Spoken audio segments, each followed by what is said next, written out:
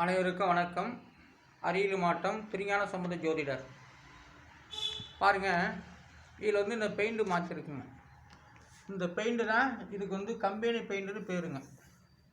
எழுத்து எப்படின்னா எழுதிக்கலாம், ஆனால் கம்பெனி பெயிண்ட்டு ஒரே நிறமாக இருந்தால் அது கம்பெனி பெயிண்ட்டுன்னு பேருங்க. ஒரே நிறமாக இருந்தால் அது கம்பெனி பெயிண்ட்டுன்னு என்று பேருங்க. நான் வார்த்தை அடிப்படையில் ஜாதக பலன் சொல்லி கொண்டு வருகின்றேன். தமிழ் எழுத்துக்கு எண்கள் கொடுக்கப்பட்டு அந்த வார்த்தைகளுக்கு எண்கிணிது மூலமாக நான் உயிர் கொடுத்து வருகின்றேன். இது ஒரே கலராக இருந்தால் அதுக்கு கம்பெனி பெயிண்ட்டுன்னு பேருங்க. இது என்னுடைய நான் ஜாதகம் பார்க்கக்கூடிய இடம்.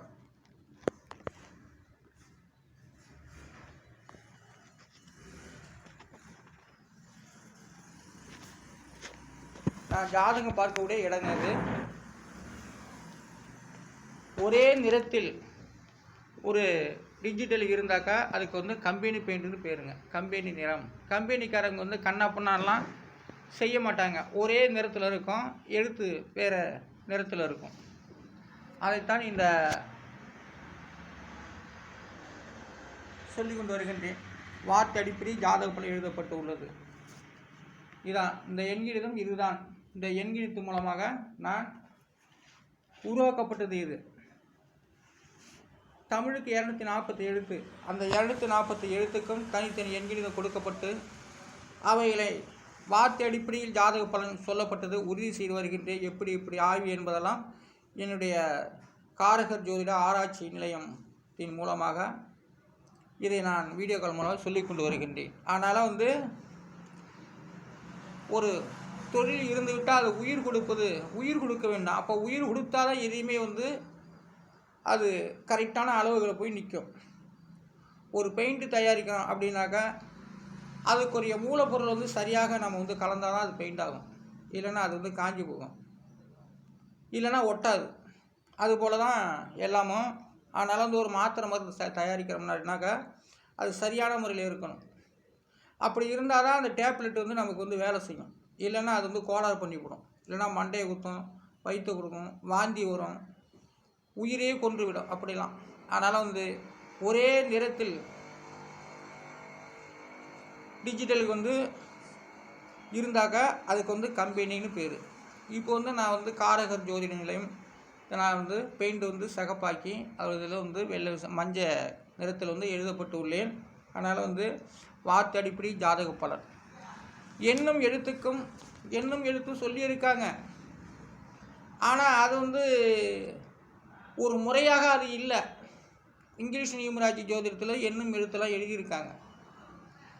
அது என்னன்னா நம்மளுடைய பிரதமர்கள், தீவிரவாதிகள், நடிகைகள் பெயர்களை போட்டு எழுதி அவங்க தேதிக்கு தகுந்த மாதிரி ஒப்பிட்டு அது ஜாதக பலன் இப்படித்தான் அப்படின்னு ஒரு வழி காமிச்சிருக்காங்க.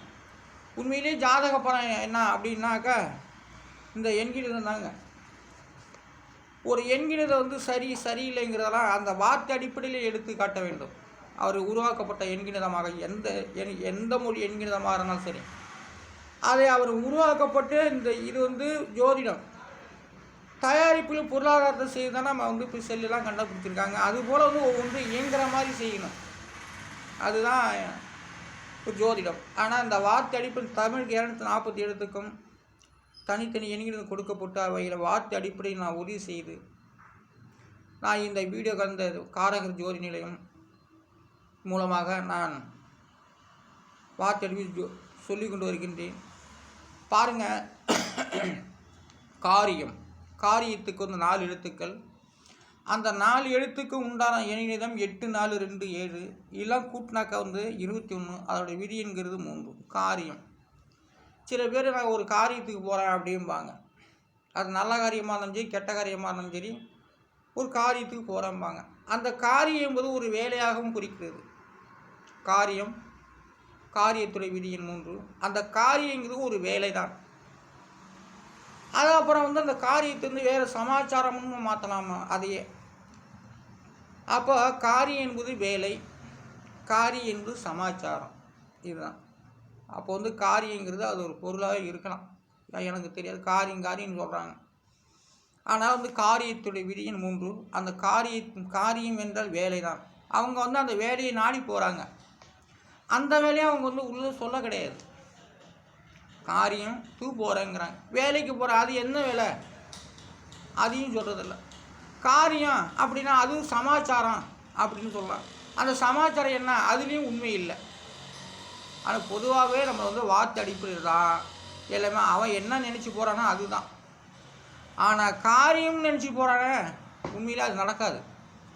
அவன் வேலைன்னு நினச்சி நான் வேலைக்கு போகிறேங்க ஒரு வேலைக்கு போகிறேன் அப்படின்னு சொன்னால் தான் நடக்கும். இல்லைன்னா ஒரு சமாச்சாரமாக போகிறேன்னு சொன்னால் தான் அந்த சிந்தனைக்கு அந்த திருவுருளுக்கு வந்து அது எட்டி அவங்களுக்கு பயன் கொடுக்கும். அப்போது காரியத்துடைய விதியின் 3. காரியம் அது ஒரு வேலை, காரியம் அது ஒரு சமாச்சாரமாகவும் வைத்துக்கொள்ளலாம். அதனால் காரியத்துடைய விதியின் 3. அடுத்ததாக வீணை. வீணைக்கு வந்து 2 எழுத்துக்கள். அந்த 2 எழுத்துக்கு உண்டான எண்ணிடம் 4 1 அது கூட்டினாக்கா 5. வீணையோட விதியின் 5. சரஸ்வதி தாய் வந்து வீணையை வந்து வாசிக்கிறாங்கன்னா அவங்க நரம்புகளை 7 நரம்பு 10 நரம்பு இருக்கும் வீணைக்கெல்லாம். வீணைன்னு சொல்லிட்டா சாதாரணது இல்லை, அதுக்கு ஒரு நரம்புன்னு பேர். அது 7 நரம்புகள் எப்படி புல்லாங்குழலில் துவாரங்கள் இருக்குதோ அதுபோல் வந்து வீணைக்கும் ஒரு விதிமுறைகள் உண்டு. அது 7 நரம்புகள் 10 நரம்புகள் எண்ணற்ற நரம்புகள் சில இசைக்கு தகுந்த மாதிரிலாம் வச்சுருப்பாங்க. ஆனால் வந்து வீணை என்றால் 7 நரம்புகள்.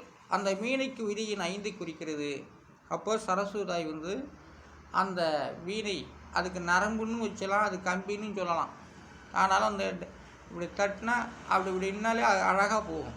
ஆனால் அதான் வீணையுடைய விதியின் 5. அந்த 5ஆம் இடத்து பலனாக சரஸ்வதாய் வந்து அந்த ஜாதக பலனை அந்த வேலைகளை செய்து முடிக்கிறார். வீணை என்ற சாதாரண வீணை என்பது மிகப்பெரிய ஒரு கலை. எல்லோரும் வீணையை பிடிச்சிக்கிட்டுலாம் இசைக்க முடியாது. அந்த நரம்பு தட்டணும். அந்த நரம்பை எப்படி தட்டணுமோ அப்படித்தான் நமக்கு வந்து அந்த இசைகள், அந்த ராகங்கள், வீணையோட ராகங்கள் இசைகள் தோணும். ஆனால் வீணையோட விதியின் 5. அந்த வீணையினுடைய விதியினுடைய கிரகமும் சரியான முறையிலே நமக்கு அமைந்துள்ளது தமிழுக்கு. அதனால் வந்து வீணையுடைய விதியின் 5. அடுத்ததாக சொல்லப்பட்டு வருது கலசம். கலசத்துக்கு வந்து 4 எழுத்துக்கள். அந்த 4 எழுத்துக்கு உண்டான எண்ணிலும் 1 4 3 7 எல்லாம் கூட்டினாக்க 15. அதோடைய விதிங்கிறது 6. கலசம் 6. அப்போ கலசத்துடைய விதியின் 6. 9 கலசம் வைக்கிறாங்க கோயிலில். அல்லது 5 கலசங்கள் வைக்கப்பட்டு வருகிறார்கள், அல்லது 3 கலசங்கள் வைக்கப்பட்டு வருகிறார்கள். 3 கலசம்னா ஒரு கலசம் நடு கலசம் தான் தலைவன் கடவுள். 9 கலசத்துக்கு அந்த நடு கலசம் தான் கடவுள். 7 கலசத்துக்கு அந்த நடு கலசம் தான் கடவுள். மற்ற கலசம்லாம் பரிகார தெய்வம் போல் பரிகார ஒரு கலசம் போல் இருக்கும். அதனால் வந்து ஒரே கலசத்துலேயும் கோபுரங்கள் அமைந்துள்ளது. அந்த ஒரு கலசம் உள்ள கோபுரம்லாம் இப்போ இல்லை, அதெல்லாம் அப்போ இருந்துச்சு. அந்த காலத்தில் கிராமத்தில் வந்து எங்கள் ஊர்லாம் ஒரு 50 ஆண்டுக்கு முன்னே 60 நான் பிறகு முன்கூட்டியே ஒரே கலசம், அதுபோல கலசம் போலேயே கோபுரங்கள் அமைத்தலாம் கோயில் கட்டி. அந்த கோயிலை நான் பிறந்து 10 வயசு 7 வயசில் இடிஞ்சு போச்சு. ஆனால் கலசத்துடைய விதியின் 6. அவங்க எத்தனை கலசங்கள் வைத்தாலும் சரி அந்த 6ஆவது விதியின்னு தான் பலன் கொடுக்கும் என்பதை நான் சொல்லிக்கொண்டு வருகின்றேன். சாதம். அடுத்ததாக சாதத்துக்கு 3 எழுத்துக்கள். அந்த 3 எழுத்துக்கு உண்டான எண்ணிடம் 1 7 7 எல்லாம் கூட்டாக்க 6. அதோடைய விதி என்பது விதியின் 6. அப்போ சாதத்துடைய விதியின் 6. சாதங்களும் 6ஆவது விதி எண்ணில் வருகிறது. ஒரு சாதத்தை சமைக்கிறோம்னாக்கா சாப்பிட்றோம்னாக்கா அந்த 6ஆவது விதியை நினைக்க வேண்டும். அப்போ தான் அவங்களுக்கு வந்து சாதம் நல்லாயிருக்கும். எந்த சோறாக இருந்தாலும் சாதம் தான், களியாக இருந்தாலும் சாதம் தான், கம்மஞ்சோறாக இருந்தாலும் சாதம் தான், சோளச்சோறாக இருந்தாலும் சாதம் தான். மற்ற எதில் செஞ்சாலும் அதுக்கு பேர் சாதம் தான். அதுக்கு பேர் தெரிய வருது. இது இங்கே எந்த பேரும் சாதத்துடைய விதியின் 6. அடுத்ததாக சாம்பாருக்கு வந்து 4 எழுத்துக்கள். அந்த 4 எழுத்துக்கு உண்டான விதியின் 6. ஆனால் சாம்பாருக்கு வந்து எண்கணிதம் 1 7 7 9 எல்லாம் கூட்டினா 24. அது விதி என்பது 6. அப்போ சாம்பாருடைய விதி எண் 6. சாதம் 6, சாம்பாருடைய விதி எண்ணும் 6. சரிங்க. அதனால் வந்து எண்ணுக்கு எழுத்துக்கும் நான் உயிர் கொடுத்துள்ளேன். தமிழ் எழுத்து தனிப்பட்ட முறையில் இருந்திருந்தது. அது பஞ்சபூத எண் எழுத்து மூலமாக அகஸ்தியர் வந்து அது உயிர் கொடுத்தாரு. நான் கிரகத்துக்கே உயிர் கொடுத்து உள்ளேன். இந்த எழுத்துக்கும் இந்த எழுத்துக்களுக்கு வந்து இந்த தமிழ் எழுத்துக்கு நான் கிரகத்துக்கு உயிர் கொடுத்து உள்ளேன். என்னும் எழுத்தும் கிரகத்தால் உயிர் கொடுக்கப்பட்டுள்ளது. கிரகத்துக்கு இந்த எழுத்துக்களை உயிர் கொடுத்து உள்ளேன். அப்போ எண்ணுக்கும் எழுத்துக்கும் தமிழ் எண்கிதம் நவக்கரக தமிழ் எண் ஜோதிடத்துக்கு கிரகத்துக்கு உயிர் கொடுத்து உள்ளேன். எழுத்துக்கு உயிர் கொடுத்துள்ளேன், கிரகத்துக்கும் உயிர் கொடுத்துள்ளேன். அப்போ எண்ணும் எழுத்தும் கிரகமாகிறது. அதை நான் உயிர் கொடுத்துள்ளேன். எண்ணும் எழுத்துமாக இருந்திருக்கலாம். ஆனால் இப்போது கிரகத்துக்கும் நான் உயிர் கொடுத்து உள்ளேன். அப்போ ஏன் அப்படின்னாக்கா அந்த எண்ணும் எழுத்து சேர்ந்து எந்த கிரகத்தை நினைக்கிறது அப்படிங்கிறதான் எடுத்துக்காட்டி வருகிறது. அதனால் வந்து நான் உருவாக்கப்பட்ட தமிழ் எண்ணி ஜோதிட பிரகாரம் நான் வார்த்தை அடிப்படை சொல்லி கொண்டு வருகின்றேன். நன்றி, வணக்கம்.